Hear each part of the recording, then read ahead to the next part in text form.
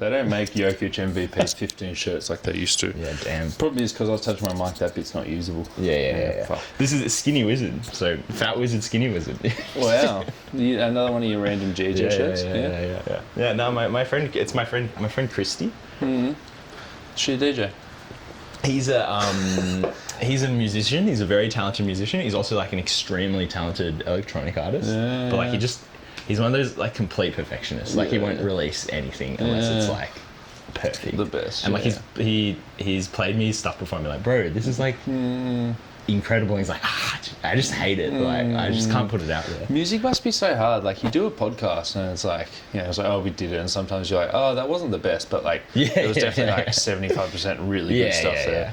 But music, like, because the whole thing, art, like every single second, every single note could be changed. Like that would fuck with me. I reckon. Also, and we record 2 weeks into the NBA season podcast, people half listen to it once, dispose it, put a song out there. Yeah, someone likes it, they're gonna listen to it. Thousands of times. Exactly. Yeah. But then also like, doesn't matter what you do if someone does like it, if someone does listen to it thousands of times. There's podcasts I've listened to probably 15, 20 times, but they're rarer. They're rarer. They are rarer. When I came home on Saturday night, I listened to the Auntie Donna LAN party. Oh, fuck yeah. Because we were talking about it on Saturday night. Yeah, nice. Monday night. Doesn't feel like Tuesday today, does it? It feels like... I actually have no idea what day of the week it feels like. I thought it was Friday yesterday. Well, you're thinking of Monday. Oh, shit. And it was Wednesday. How's that for a Tuesday? Yeah. Well, hello and welcome to the DHMVO podcast. My name's Sean. Joining me today is the one and only Mr. Minky. Marco, how are you? Yeah, good, mate. That was some good, creativity theory chat we had. Yeah, well, we had before. Just like you taught me, hit record, man. hit record from the get-go. What's your address and what's your routes to and from work? I feel so bad for making that joke. 1, 2, 3. Yeah. It's like the Marco Brat, Right. Oh, right. Yeah, it's like top 5 songs on this album. Oh, I don't care. I'm more like, I also thought it was funny. I also thought it was funny when I doxed my house 3 episodes ago. Oh, my friend, sorry, my podcast is I was going to say, fuck, when did you dox your house? Jeez. Because that'd be you. Just doxed myself, Jinky Scoob. But you've got what have we got in the intro? We got Charles. Did your horse get up in the cup? Don't bet money on horses, Sean. Yeah, neither do I. Wouldn't bet money on anything. I said I won't say much, but it didn't get put up. Yeah, right. Jeez. I didn't bet. Condolences. Yeah. And how about that election, huh? Yeah, God. Twitter was God. It's days like that when you remember why you've got Twitter. Yeah. You have to be there for the moment. Yeah. I had too good. But you're reading tweets. Won't speak to the horror of the result itself. But there were 2 good basketball related tweets that I saw. The Democrats are basically that one team that refuses to blow it up because they might make the playoffs as the 7-8 seed and be a tough out in the first round. And then it was like little Bill Simmons saying it sort of thing. Yeah. And then this one was that one was just true. This one's funnier. I'm disappointed and disgusted at this country right now, but my hate will turn to Paul George tonight when the ball is checked. That's really funny. Yeah, damn, you actually came in with some really good tweets. That's all I've got. So I was, my brief story is, I was watching The Empire Strikes Back last night, just given the way things are going in the world, because my housemate Ollie, he's watched every Star Wars movie, but he reckons he's watched them once, max twice. Wow. And maybe watch The Phantom Menace a couple. Wait, so he's seen it once, Max has seen it twice? Oh, God, we have a laugh, mate. So he says maybe Phantom Menace, Attack of the Clones, he watched 3 or 4 times on DVD when he was a kid. He's never rewatched the original one, never rewatched Empire, never rewatched the sequel trilogy. So we've been watching them from the beginning, which has been such a fun experience. Phantom Menace, you're like, oh God, this movie's pretty bad, but there's some good moments. Attack of the Clones, dog shit awful. Revenge of the Sith, good movie. The first hour you're like, what's going on? Then last hour you're like, wow, this is a good movie. Then you get to the original and you're like, oh fuck, this is so much better. Empire Strikes Back is probably one of my favorite movies we were watching last night. Imagine being in the cinema in 1980 and forget about it, brother. And you're like, who the fuck's this little green guy? And oh my God, he was Yoda the entire time. Would have blown your mind, let alone the father stuff. Spoilers. But it just got me thinking about how we were talking a while ago about how we would do an Andor season 2 podcast. Yeah, podcast. Yeah, when it came out on the Jeff Van Gundy tribute show. Yeah.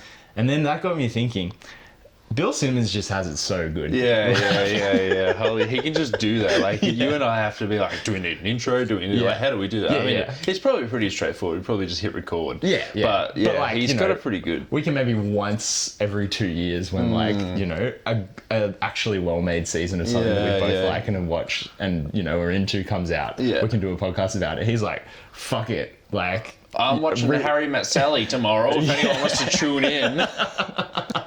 Seriously, it's and then so $1 billion ticks over in his bank account. Yeah, and it's like whenever you want money, you watch a movie on YouTube. Fuck. So I have to pay money to watch you. Yeah. God. Yeah.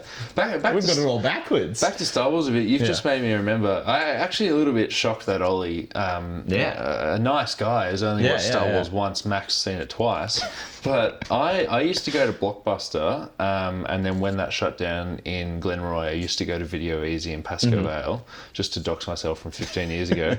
And Dad introduced me to Star Wars. He's like, "Oh, you like these, son?" And I was like, "You're so right. This is all, Dad, you know everything." I was like watching all the Star Wars and stuff, and then I could never distinguish between the old ones. For some reason, the old ones used to just blur in together. So I used to always go, all right, I'm going to, like once a month, I would go, all right, I really want to watch the one with the speeders through the forest. And I'd be like, "Oh, Dad, which one's that?" And he's like, I don't know. Return of the Jedi, but yeah. So then I used to always want Return of the Jedi, and I would just bring him home, and I'd watch like 75% of the movie and go, I got the wrong one. It's not the speeders one. It's not the speeders one. And then like as soon as I started figuring it out, I got a little bit sick of the speeders one. Mm-hmm. So then I just watched Attack of the Clones over and over and over again. Yeah. I remember there was like I was getting extensions on my rental. Like I loved Attack of. That was my favorite movie. Yeah, right. Up until like 5-7 years ago. Damn. And like a fixation movie. Like I remember that. I can't think of any examples for myself, but like one school holidays, my sister got obsessed with Bedtime Stories, which is an Adam Sandler movie. But like one of those just like... I've never heard of it. One of those straight to DVD. Like, you know, it's like I'll give you the brief plot summary. He's looking after his niece and nephew and he's like telling them bedtime stories, and then the bedtime stories start to come to life. Classic, the next day. That little bit of, you know... fantastic realism sort of, Adam Sandler fare. She bought, I think she bought a DVD copy of it, and she watched it twice a day for like 4 weeks. Like, it's so good. And it's just not a good movie. It's the most aggressively mid movie ever. Attack of the Clones I can understand. Yeah, so I had Attack of the Clones, Phantom Menace, and then I eventually got the Speeder one on VHS. They have all since been deceased. Yeah. And then and George bloody ruined them later as well, mate. So what is that? Well, he put like he released his like definitive editions. And he put CGI in the background. That's right. So the ones from 1977 and stuff like that. Is that? Hey, Ash, I'm not too familiar with this. Are you talking about how they would put Palpatine in the old movie? So it's the same actor, or it was always the same actor with Palpatine. Oh, really? Number 4, when he's briefly in it, it's someone else. But that's the crazy thing. In number 5, it's the guy who's in 1, 2, and 3 with like, and he's in his like 40s and he's got prosthetics on. Really? So then he just aged into the role. Really? Wow. Isn't that crazy? That's insane. Yeah, I only found that out recently. But then like the Force Ghosts at the end of the Speeder one. Exactly right. It was, you know, whoever was playing Darth Vader, and then they put Hayden Christensen in it. There's a scene in, I just watched it in A New Hope, where like the stormtroopers are on Tatooine looking for 3PO and R2, and they just add like a stormtrooper on this big CGI like elephant thing in the background. It's like, why? A banther. Yeah, thank you. Yeah, wow, holy crap. God, we could talk about Star Wars all day. Well, we should do it on the JV when Andor. We will move on, but there's one thing I've been just fixated on about episode 2 recently, where he goes into Dex's diner. Yeah. And then the robot's just like, "Honey, someone to see you." Obi-Wan. I just think I'm really good at that voice, but I haven't had the medium to talk about it yet. That seems like it just doesn't feel like it's in a Star Wars movie. Nah. It's like, "Hello, Dex." So stupid. "What brings you around these parts, Obi?" Yeah. All right. So the NBA. This is sort of like time to panic adjacent / are we patting anyone on the back? No, this is a complete negative podcast. No, we're talking about the Cleveland Cavaliers. The 9-0 Cleveland Cavaliers. True. Yeah. Are they 9? Well, they might. They beat the Pelly Wobbles today. Wow. Yeah, you messaged me and you're like, imagine if we beat them. You idiot, bro. You can't win anything. It would have been a great day to do a pod, though. You got Joe's at the 1. You got even, what's his name? Hawkins. Hawkins is like game time decision every day. Yeah. I know, man. I know. Zion just walked out of the stadium in the fourth quarter today. Wow. Yeah. Wow. Which he's done before. Oh, okay. Anyway. Probably to fucking eat, you know what I mean? Is Bingers still playing? He's hasn't, I think he didn't play game 1. But he's like all 82 every season. Everyone's like, oh, the Pelicans are Bingers? Yeah. He misses stretches. Right. But he'll be around when you're like, fuck, it'd probably be good if we're a bit worse than you were. Yeah. Okay, so he is a floor raiser. Anyway, let's talk about the Cleveland Cavaliers. So I wrote 8-0, AYTONOH. 9-0. Yeah. Wow. Yeah. Wow. So they. Wow, look at the Jamie's been pulling up the stats. Yeah, I added some things in there. Sorry to steal it off you, but best start since the Milwaukee Bucks in 22-23, 9-0. Can you name the best start in NBA history? Yeah, it's Golden State Warriors. It was 27. So the crazy, by the way. Fucked up. Third in point differential, second in offense, third in defense. That's the Cavs. There's before today's games. I wrote some stuff down about Evan Mobley again before today's game. 17.6 points, 8 rebounds, 2.8 assists, 50, 40, 84 plus a steal and 2 blocks. Career high in usage, that's 22.6. More surprisingly, his past 2 seasons he has been assisted on 100% of his 3-point shot or makes. He has now been assisted on 83%, which is like obviously high. You're a big man who's hard to create your own shot. But he's creating his own threes. Yeah. He's been creating his own shot. Even 17% of them is impressive. That's impressive. Yeah. He's and I was looking at it because we've been talking about him for maybe 15 years now, right? He's only 23. Yeah. He's in his 4th season in the league. We've all been crowning Mobley as the most improved player for the past years, and it's gotten a little bit stale. But like this, he's doing it. Like he's doing everything we said he might be doing. It's awesome. His offensive production's so much better. We know how good his defense is. I think he just also looks so much more like confident and empowered in Kenny Atkinson's system. Like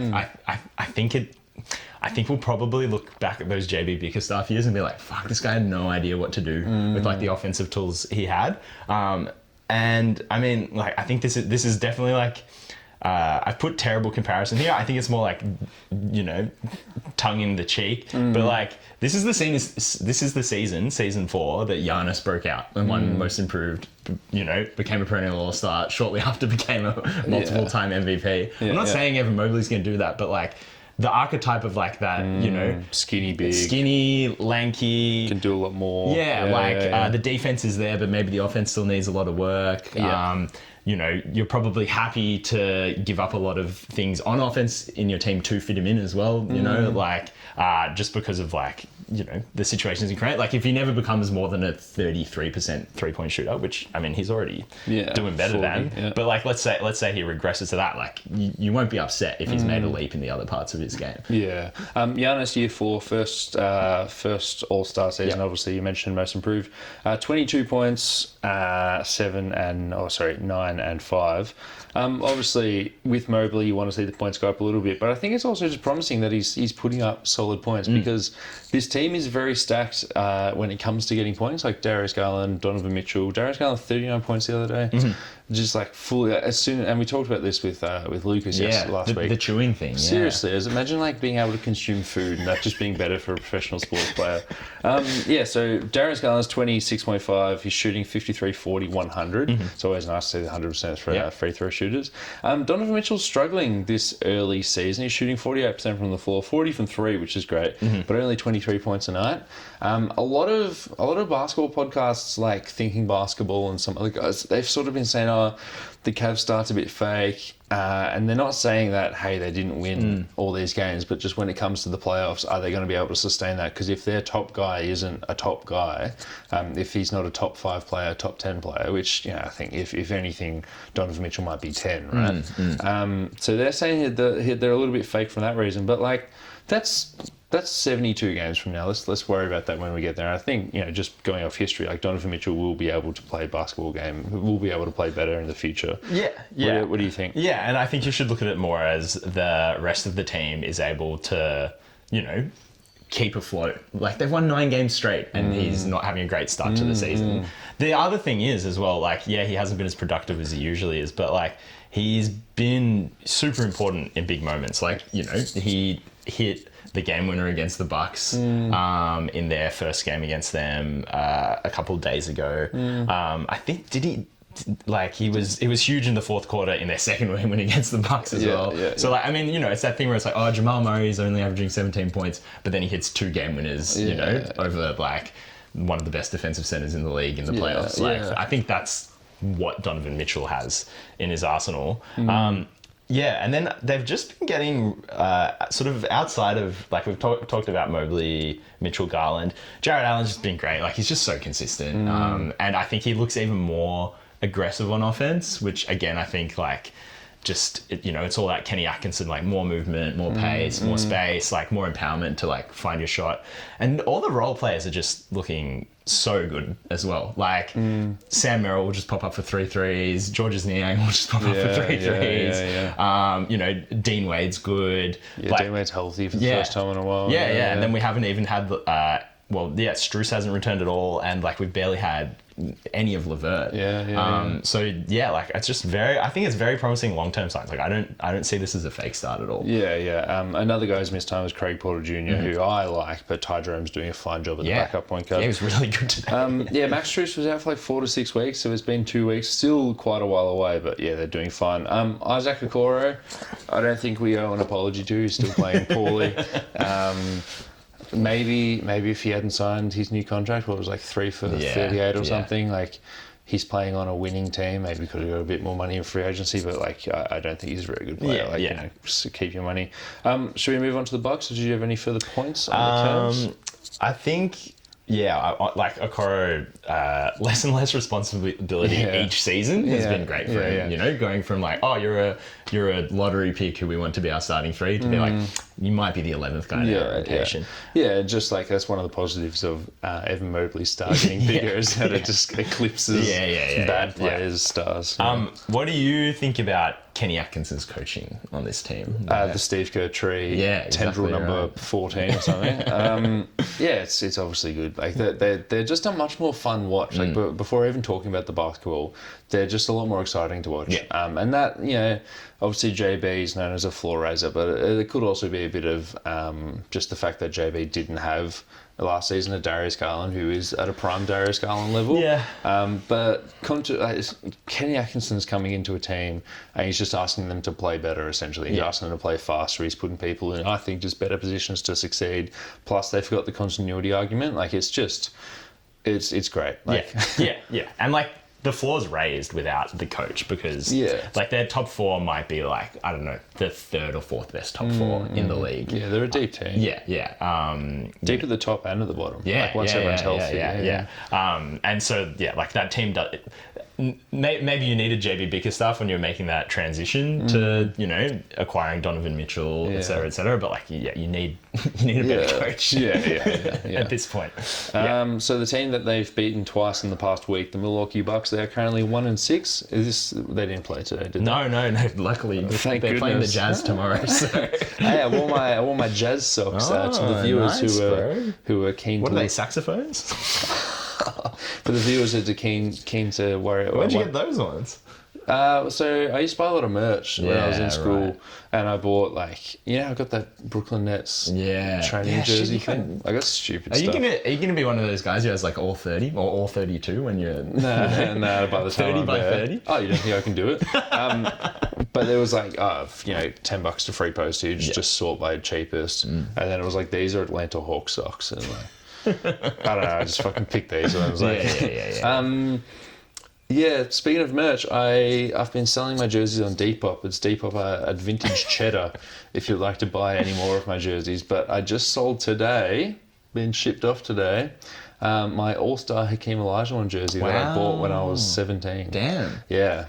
Did you turn a profit? No, pretty piss poor investment. It's like the opposite of interest. Yeah, I saw it for $80. Yeah. Which is like, I didn't give it away. It's money in your pocket. Yeah, but to buy a jersey is like $110. Isn't that crazy? Like 17-year-old Sean was like, I'll wear a fucking jersey. Yeah.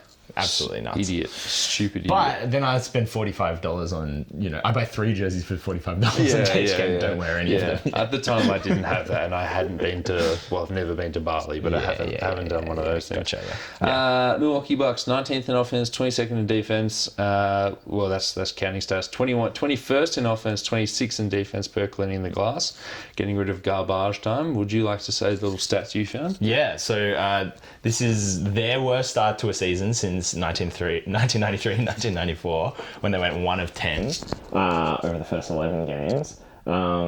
Just some fun facts on that team. They were coached by Mike Dunleavy Sr. And they had a guy called Frank Brukowski, which sounds like a nickname you'd give, I don't know, Frank Kaminsky or something when he's having a bad shooting game. Frank Brukowski, I've used him in 2K a little bit. Right. For some reason, my mate Sean and I just had a bit of a meme when it came to him. He was like that Greg Oyster tag type of ground bound punch you in the face. Yes, exactly right. And so, career 51.9% shooter, so not laying a lot of bricks.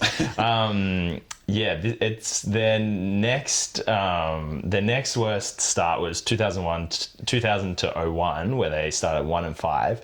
For what it's worth, they finished 52 and 30 that season. So that's good. You can bounce back. And then the next worst after that was Giannis's rookie year, where they started 2 and 5 and they finished 15 and 67. I mean, that's fine if you just drafted your next multi-time MVP.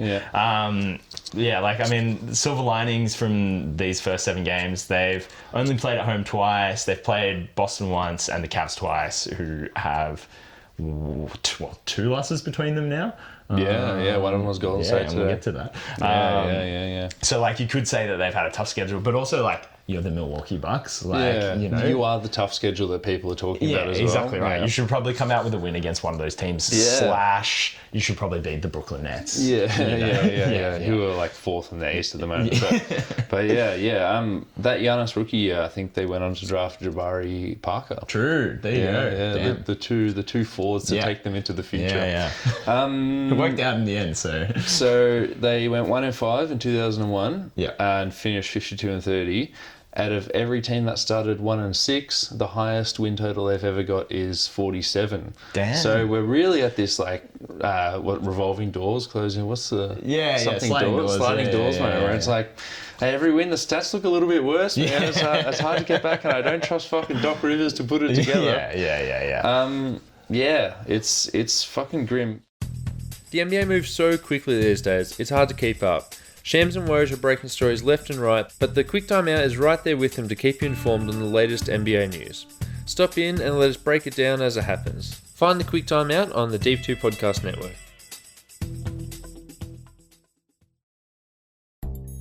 You want to talk WNBA? Maybe some WNBL? Australian Opals chat? Heck, even dabble in some EuroLeague? Find the W Basketball Show on the Deep 2 Podcast Network.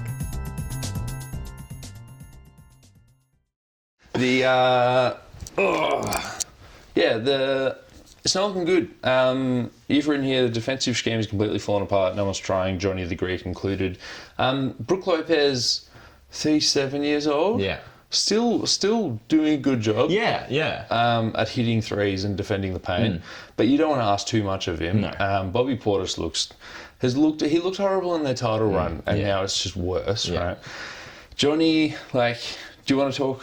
You talk more on court, but eventually we're going to go back and say, obviously, Johnny has been agitating to get out a couple of times throughout his history, and this is just another scary touch point. He's been putting up Giannis numbers, your 33, 12 and 5s with regularity, but he doesn't look engaged on defense in particular, but even on offense, and this has been the just totally head-scratching thing about them since the Dame trade is, like they'll both play good games, but neither of them will make the other one better. Like there's just no on-court chemistry between them. But then there's not even like, oh wow, Giannis drove into the paint and it gave Dame an open three. Dame has better like offensive chemistry with Brook Lopez. You know, like he's like always calling for screens for him and like, you know, a bit of pick and pop and pick and roll situation with there's them. There's no synergy. And so there's just no like, oh wow, Giannis did that and then that got that for Dame, or Dame did that and that got that for Giannis.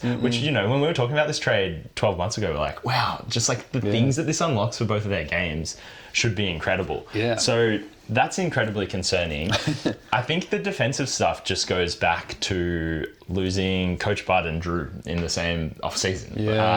You know, like obviously they have this really, really great defensive scheme that Mike Budenholzer created, you know, the Giannis, Brook Lopez, you know, inside the paint thing, Drew Holiday, the perfect point of attack defender for that. And then I think, was that right? Like Adrian Griffin kind of like abandoned it at the beginning of the season. They're like, why would you do that? That was the part of our game that was working so well. And then 5 games in that he's like, okay, we'll go back to it. Yeah, exactly right. But like then they just couldn't, I think, you're right. With Brook Lopez aging and like I have like noticed that as well. When someone gets into the paint, he can still do that job. But like maybe Drew was even papering over the cracks for him, like at age 35. Like just having a guard who can kind of, you know, push players, you know, off the 3-point line a bit, keep up with them, keep on their shoulder. And yeah, like I didn't write the numbers down, but I was looking at it. Like the last Coach Bud season, they were top 5 in defense, and then they were like 16th. Last season, and now they're 26th, which I think regardless of scheme or, you know, like I guess you lose Drew, obviously you're going to get it a bit worse, but like how is a team with Giannis and Brook Lopez this bad on defense? It's very hard to excuse, and like it always comes down to just sort of mentality, because it's like if you're a no mindset basketball team, like dudes still score points. Like, you know, if Brandon Ingram has disliked the Pels for 4 years, like he's still been averaging 25 points a game. But where the disinterest and like the lack of engagement really shows is on the defensive end. And so we're looking at it like, oh, you've got good personnel, this should be working. You've got these 2 giant people, and the fact that they're 26 just doesn't bode well. And let's go to the rumors, because there was a report from CBS Sports that said that Giannis is eyeing the Miami Heat and the Brooklyn Nets as 2 potential destinations. Lucas and I talked about it last week. We're a bit like, I don't know, the Nets are doing a lot of pedaling under the water to get into that discussion. But there's obviously been links to the Miami Heat, both for Giannis and Damian Lillard. And if Giannis does agitate out, and it's probably not going to happen tomorrow or next week, but it might be a trade deadline thing. At the latest, it might even be an off-season thing. If that happens, then the Heat are just going to be like, hey, like, we'll probably still give you Hero for Damian Lillard. Maybe I'm completely wrong there, but there's vultures circling. Like with every loss, the pressure gets more.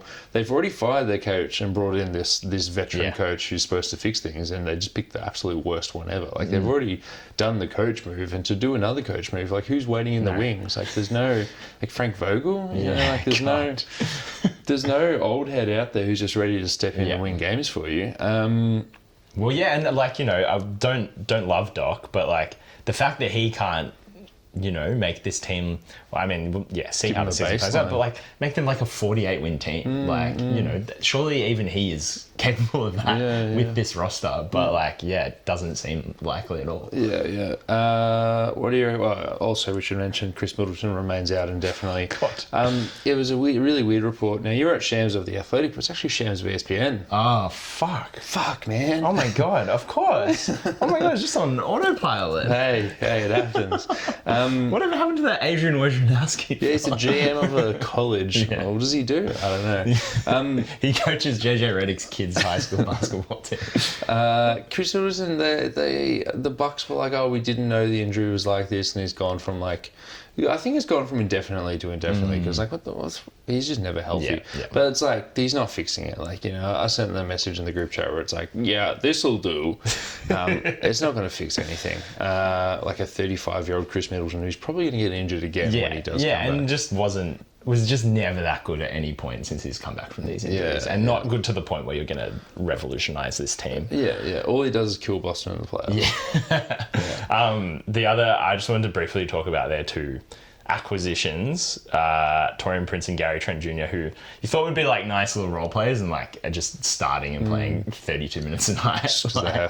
And they're bad. Yeah. And like Taurean Prince has been fine. I think he's been Taurean Prince, and he's maybe. I think he's shooting like 52% from three or something, but that'll regress like Dylan Brooks did last season. But Gary Trent Jr. has been awful. Not just like not able to step up to this task, but like just worse than I've ever seen him play before. Like he's been insanely inefficient, can't find a shot, can't hit open shots, terrible on defense. Like, yeah, it just feels like he's 26 and this is the end of the road. Yeah, this is it, man. Yeah. Like, next up, NBL. Yeah, we can only hope. Some good wineries in Adelaide. It's extremely grim. Just now, I'm thinking like obviously there's articles to be written about Giannis trade rumors, but would you trade one of Zion or Ingram to get Giannis? To get Giannis? Oh my! I think you have to. Yeah, because he's more reliable. Yeah, health wise. Far out. And it's probably not Brandon Ingram, because what the hell's the front court of Zion and Giannis doing? You'd figure that one out, I reckon. Yeah, I don't know. They've sort of tried to figure stuff out. Wow, that's because he's also is he 31 this year? Yeah, you don't really you're going like we're gonna win a championship with Giannis, Brandon Ingram, DeJounte Murray, which like it's an ugly sentence. There's a guy. The first guy in that equation just might make it possible because he's one of the three best basketball players in the world. But not gonna happen. What about Jonathan Kuminga, Brandon Pajemski? I know the vibes are so high. Let's use that as a natural transition to the Golden State Warriors, who just beat the reigning champion, the Boston Celtics, today. In Boston, I hear. In Boston, you hear correctly. Famously manned in the middle by Portuguese Neemias Queta. I can't believe that. It looks so good when he's starting against Charlotte, but... Yeah, what's with that? First Portuguese player in the NBA. Wow. Well, Portugal born, and then also the first... They said on the broadcast, first Portugal born player to start in the NBA. Damn. Good on him. I guess that happens when you're the first player as well. Yeah, the Golden State Warriors look pretty good. I don't know if you want to break up this core. What are we throwing in there? Looney, GP. We're just not going to make the money work because we can't part with Wiggins or one of the. It's pretty fucking good, man. Like, you got 11 crucial players, and you couldn't give up one of them. For Giannis Antetokounmpo. Yeah, no. We're so back. Like we haven't played any good basketball teams. Like it's hard to count. No Jaylen Brown, no Drew Holiday. No, Kristaps Porzingis, but it's so good, man. Like we won games without Steph. We've weathered injuries across the board. We've weathered comebacks like this. I think I said this last week, but like this team last year, like with fucking Chris Paul at the helm, right? This team, if they lose a 20-point lead to the Houston Rockets, they're not standing up and fighting back. They're just like, hey, I guess we lost. Chris Paul's probably going to foul you at half court and there's going to be a transition take foul, but he's going to get like a real cheap shot in. Like, it's just so good, man. And it's like, if you're not good enough, someone else just comes in. It's sick. Yeah. Jonathan Kuminga. Haven't been good enough. All right, well, you're on the bench now. Yeah. And then, he's been pretty good in a couple of his bench appearances, hasn't he? Yeah. But it's like pretty Klay good. Thompson experience, Seriously. But it's like, God, I completely forgot we asked him to come off the bench, and then he scored all those points against Dallas and then started again. Yeah. You're saying no Chris Paul, but like no Chris Paul and no Klay Thompson. Like it's just true. It just opens it up. And like, you've been really good. You've been really fun to watch. Thanks, man. You just have that Warriors thing where like everyone's hitting threes. Yeah. Like open threes, but like most teams don't even get that.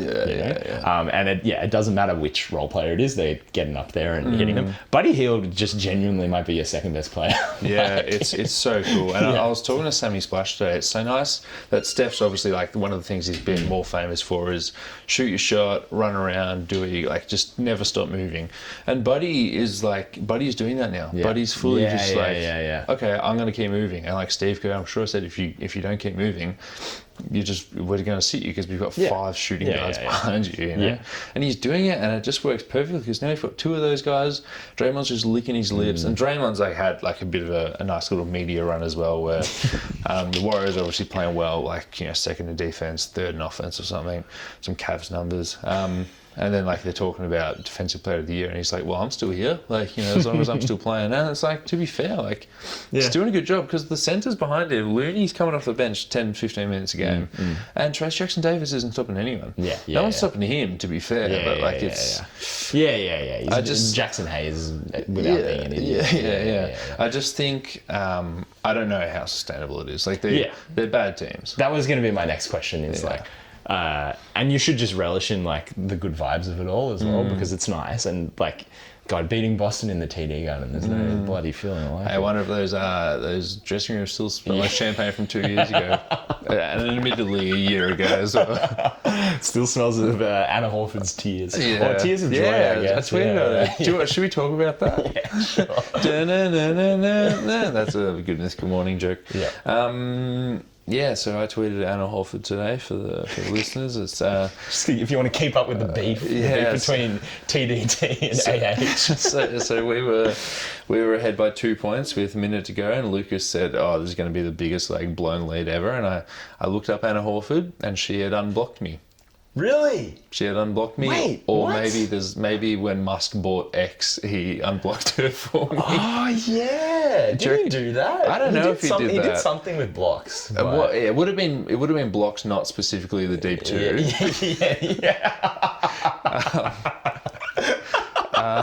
He did something with blocks, and then he also focused on offensive rebounding. Another zinger. Nice.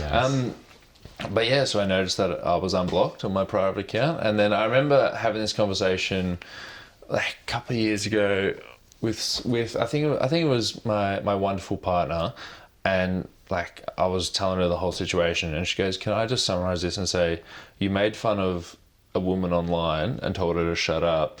And you're all laughing at that, and it's oh, true, that's actually quite bad. Can we not word it like that? So I tweeted from the Deep Twos account and was take the L on the way out. Nice. So good. I hope they never get rid of that emoji. With the woke mob. Oh God, I mean, they just say it means something else these days. They just turn it into a bloody plastic water pistol or whatever. Good work, Sean. Yeah, thanks. Joel Embiid receives a 3-game suspension from the NBA for shoving a columnist. This coming from 76ers PR. Where do you want to go with this? It's just so funny. Yeah, it's pretty stupid, isn't it? It's really dumb. Yeah, and it was for comments that the columnist made about his lack of availability in the early season. It's the best ability. Yeah. He's going to be playing with a knee brace, but one of those robotic knee braces that Tim Duncan used to wear. Yeah, He's fully he's going to have machinery holding his fucking knees together. Kind of like Luke Skywalker, right? That's exactly right. It's pretty bad, and this will have him returning for game 1 of the Emirates in-season tournament. He always gets up for the Emirates. But it's pretty funny. The 76ers are miserable, and it feels good. It feels good that the vibes aren't there. I think the last time the vibes were there might have been with Marco Bellinelli and Ersan Ilyasova. But this is pretty good. This is great Schadenfreude. Yeah, 100%. And I think when the Paul George trade happened, I was all right, I want this team to be good, and I want to like them, but I just can't imagine it happening. I can't imagine. Paul George famously hateable as well. Yeah. And it was exactly what we were talking about after the trade. It's they're just not going to be able to stay on the court together. And I think they have the second worst record potentially in the. No, Second worst record in the East, maybe third worst in the NBA at the moment. That's crazy. I'm actually they got blown out by the Clippers today, and Paul George's return / first appearance at the Intuit Arena. Intuit Dome, brother. Philly worst record in the Eastern Conference, tied with Milwaukee. God, isn't that crazy? That's so crazy. Like genuinely. Teams whose best player has been in the MVP conversation consistently for like 7 years. Yeah. And their teams can't get off the bottom of the standings. Yeah, the Pelicans are 14th. I know, man. The Raptors have lost 7 games. Yeah. I don't even feel like they've played 7 games. That's like, especially played 1 or 2. Especially with no Scooter Barnes. That is the last team I want to watch. Well, Grady Dick bloody averaging 20-something. Hey, Wet Dick, man. Follow us up a deep too. No, I mean, I put this in the chat today, but the disparity between the West and the East this season is just terrible. Like, there's 2 teams above 500. Well, did you listen to the pod last week where someone, John Hollinger, said there might be 2 Eastern Conference playing teams with 50 losses, and then Lucas, who's like a little computer with curly hair, was like, nah. How's that? That's so like mathematically impossible. It's like, look at the standings. This is how it happens, man. Like the Pacers are tied third, and they're the bottom team that's over 500, and they're 500. Yeah. Wow. Yeah. Miami are like, they're a sniff away from a home playoff series, and they're under 500. Yeah. Wow. Yeah. I mean, it's early season, so can't say too much about it. Let's take it for as long as Wow. All right. Let's talk about the Denver Nuggets, and then we'll wrap up. Sounds good, bro. Aaron Gordon out for multiple weeks with a calf strain, coming from Shams Training over ESPN. Peyton Watson stepped up. He finished the game. That Aaron Gordon got injured 6 or 8 minutes into, and he started today, and it looks like he'll be starting for what will be multiple weeks. I think he had like 10 something with like 3 steals and 3 blocks. Like today against OKC. Yeah, that's great. Yeah, and they a win. Yeah. First loss for OKC on the season as well. Yeah. Making the Cleveland Cavaliers the only undefeated team in the NBA. Yeah. What's the longest the team's gone undefeated?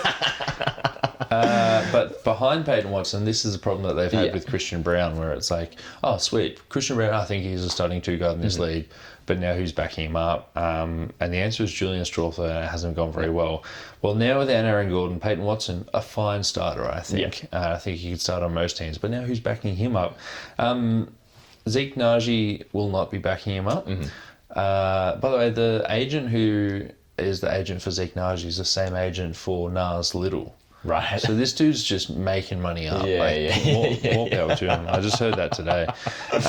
And Dario Saric is out of the rotation 6 games in, or maybe like 3 games in. God. So Hunter Tyson, who I don't know if we can talk about Dante's nickname for Hunter Tyson, but Hunter Tyson has been chosen as the backup for over Najee Kankar and Dario Saric.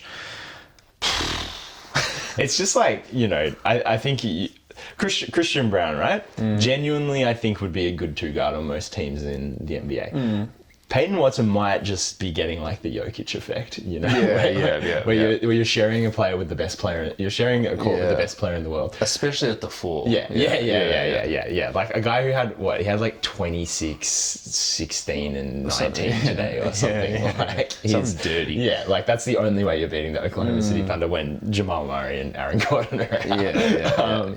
But like how many dudes can he make better, and also how long can he be on the court to make them better? There was an article written by Ramona Shelburne sort of looking through what sort of happened to this Denver Nuggets team, and there's some really good quotes that she got, and a few pearls of information. The first one saying that the Denver Nuggets declined to sign and trade for KCP with the Dallas Mavericks this offseason. That would have meant they would have got back Tim Hardaway Jr. or Josh Green. We both don't like both of those players, but they're better than Julian Strawther. Like, they're at least human beings. Another report from that article is that the Nuggets and Kelvin Booth are expected to reach an agreement on a contract extension soon. Which I was trying to think of a simile for this, but it's actually just so gross. I don't want to think about it. It pissed me off a bit. Like, Anyway. And then a quote from Nikola Jokic that said, quote, "I'm just trying to play basketball and I'm happy if we have a chance at a title every year." So he's happy just being in the conversation, and it was pretty much him saying, like, I'm not going to request a trade out of here. And this is in line with a quote he had in 2020/2021, where he was about to become Supermax eligible, and someone was like, "Hey, you're not allowed to say, but like, do you want to sign the Supermax?" And he's like, "Okay, I'm not allowed to say, but I want to become like the Tim Duncan of Denver," which is like, oh, cool. Like, he wants to spend his whole career here. Yeah. And I don't know, you sort of just like keep stripping away really good players around him. Giannis has said a lot more publicly and agitated and tried to get his team better, and it's worked, and he won a title. He said a lot more publicly than Jokic, but like, Jokic just has to realize what's going on. Yeah. I wonder if it's a case of like a really stingy team and ownership just lucking into like a player who actually just doesn't want to move. You know, I'm gonna stop buying into the horse shit about Jokic, but like, I also think he probably has a life in Denver, like that he, you know, can tolerate as far as he can tolerate American life, and that, you know, he's never gonna like, you know, he's not gonna be like, all right, if you don't go out and bloody bring me, you know, Paul George, then I'm gonna ask for a trade to the Minnesota Timberwolves or something like that, you know, like, because they might do it, and then you'd be like, fuck, now I have to move to Minnesota. But yeah, like, Calvin Booth getting an extension is just, I think that's abhorrent. I don't know what his vision is. I'm completely, I think you said this like years ago when Tim Connolly went to the Wolves, and you're like, is Calvin Booth just going to be a stooge? And like, he's just been a stooge. Yeah, I will say he did sign Bruce Brown. Yeah. Bruce Brown, who had just previously played the 5 for the Brooklyn Nets, right? And he traded KCP. That trade was Monty Morris and Will Barton with no picks, which was like, holy shit, what a trade. Yeah, it's a great trade. And he drafted Brown, you know, the 25th or something. But like, I mean, to answer your question, his vision has been, because he had that report after he won the title where he's like, we're going to be like the next, we're going to be like, you know, the Spurs. Everyone wants to be like the Spurs. And his thing was, we're just bringing in lots of young talent, and then it just we're not going to try to repeat, we're going to try and win. But like, it puts so much pressure on Peyton Watson, because it's like, you should see this Peyton Watson guy, you should see Bones Highland, like he's the shit as well. But it's like, I don't know, like, look at their young players. They've got Hunter Tyson, right, who's like just playing basketball for the first time in his whole entire life. I mean, like, playing NBA basketball. Daron Holmes tore his ACL or a ligament in summer league, so it's a little bit bummer we can't see him there. Jalen Pickett, he's on a full contract. What's going on there? Zeke Naji obviously has never proven anything. Julian Strawther, he's doing fine, but like, he's not a championship level. He's not going to be in your rotation in any championship run. No. And then that's all the young players, because they've traded or moved on from them. Yeah. That just felt like a coping mechanism for being like, hey, I'm not allowed to go into the second apron while I'm in charge of this team. Yeah. So it's going to look like, when I've got a bunch of good players and I have to lose one of them, or I can't sign another good player, that I'm prioritizing the next 5 years instead of next year. But like, I just don't buy it at all. Yeah, annoying. There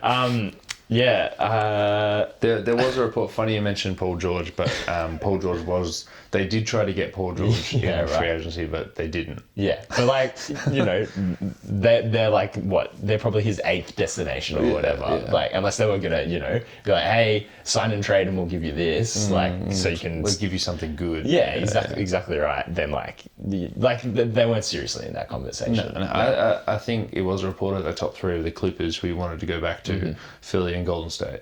And with Golden State, he didn't want to trade pieces to get to Golden State. He wanted to somehow get there as a free agent, so they tried to sell every dump Wiggins, but there's obviously no market for that. So Denver's at the most 4th. Do you think they'll be okay this season? Like, I mean, they've pulled together this win over OKC. Like, I know they have looked bad. They have looked bad at times, but they're 5-3. Like, you know, in a like increasingly strong West. So like, it doesn't feel like panic stations. You know, just like, is this as good as you're gonna get? They definitely need to make a move. They've got so many dead roster spots. Like, obviously the Daron Holmes is such a bummer, but that is a dead roster spot. Zeke Naji, horrid. And like, so I was listening to a pod and they were already talking about how much it would cost to stretch his contract, which is like, fuck, there's like 2 years left. That's crazy. Vlatko Kanka is back and healthy, looked fine in FIBA, but just hasn't touched the court, which you have to assume is because he's just not a very good basketball player anymore.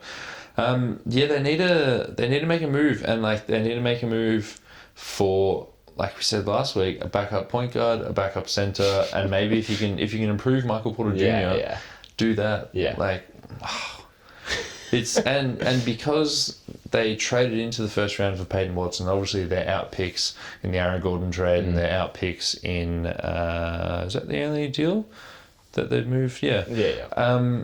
They have like one future first to toy with, and then a future swap. It's like 31 and a 27 swap. God. It's they don't have they need money, they need assets to get off MPJ and Zeke Naji and maybe even Dario Saric. They gave him the taxpayer Getting off mid-level. Zeke Naji is just it's what a terrible situation to be in. Horrible killer. It's like Friday the 13th. Horrible killer. Hey, Halloween was last month, alright? I need to change my Instagram. Oh, true. Yeah. Anna Horford.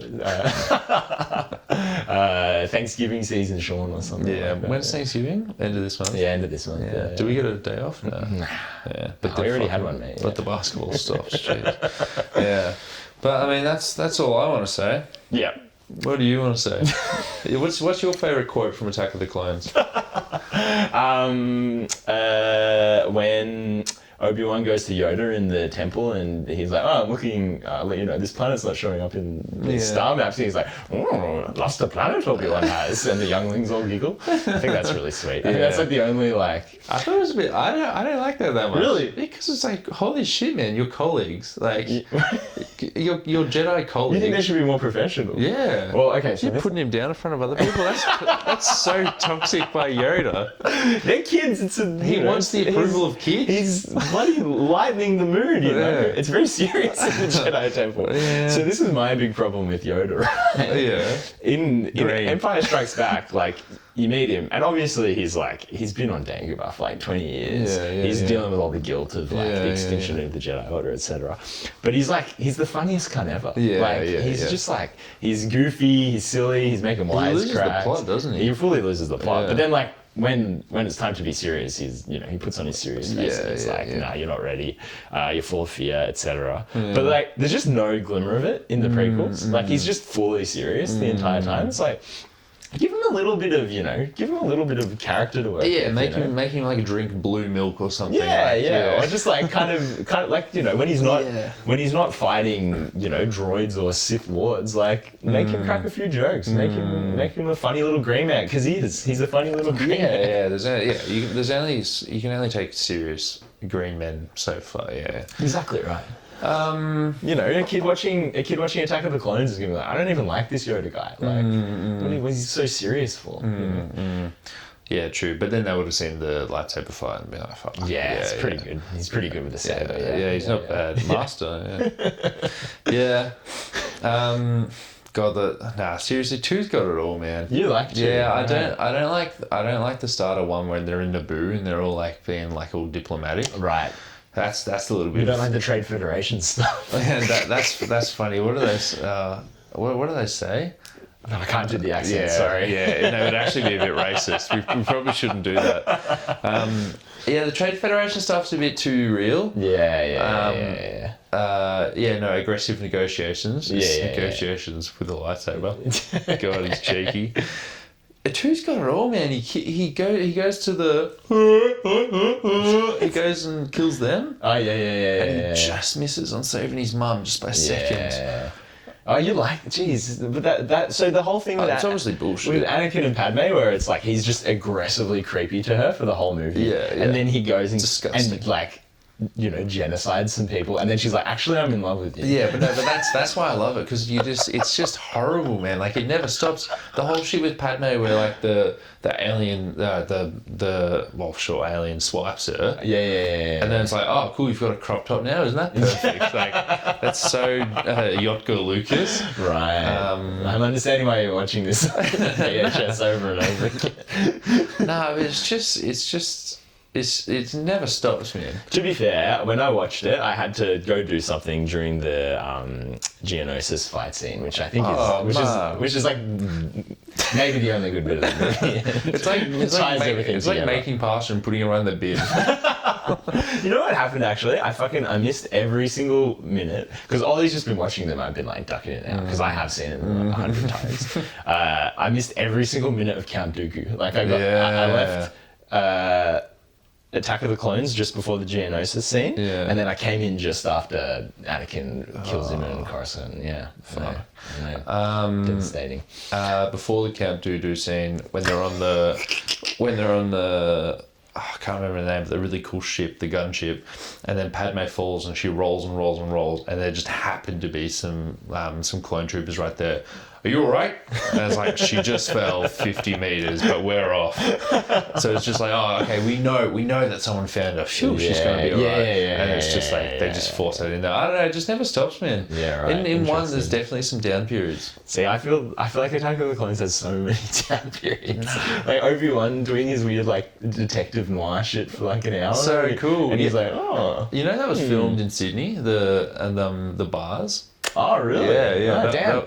True. It was the era when they were just making like The Matrix, Star Wars, everything in Sydney. Yeah, and Jim Jeffries' brother was a what's it called? Like a small character. What are they called? Extra. He was an extra in one of the bars. Yeah. Okay, I'm into that. The the cantina scenes. That's the bread and butter of Star Wars. You know, like when they go into it in A New Hope, and it's like, oh, look at these weird freaks.